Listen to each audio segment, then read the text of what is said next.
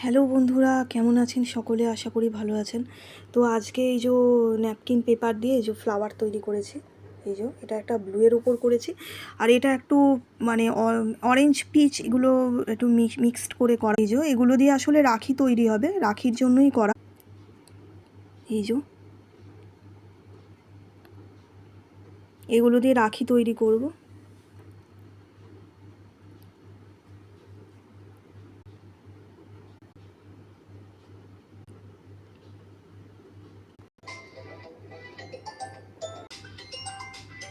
এই দেখুন বন্ধুরা, এই যে এরকম পাপড়িগুলো,